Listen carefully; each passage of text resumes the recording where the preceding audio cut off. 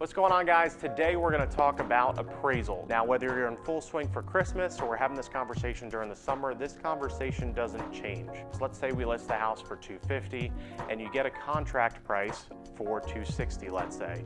A lot of the questions around that for the seller are talking about, well, what if the house appraises for $250 or $240? How does that work? You have three options. Option number one is that you sell the house for the appraised value. Second option is both buyer and seller can't come to an agreement and they both walk away from the contract altogether. And the third option is that the buyer would bring up the difference from the contract price to the appraised price or some variable in between. Now, most of the time in this current market in 2021, if you're watching this a little bit later, this might change specifically for your specific market.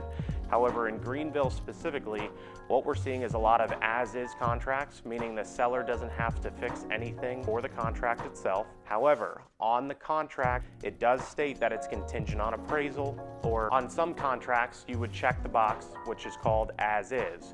As-is means that the seller doesn't have to fix anything on the home itself.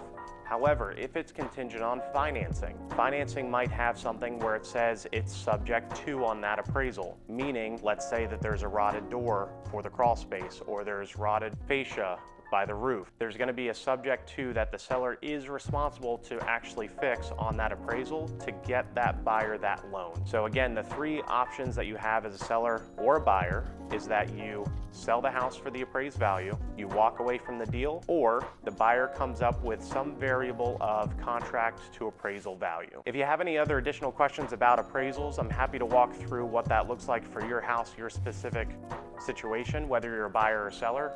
And remember, with Delisle Properties, luxury always comes standard.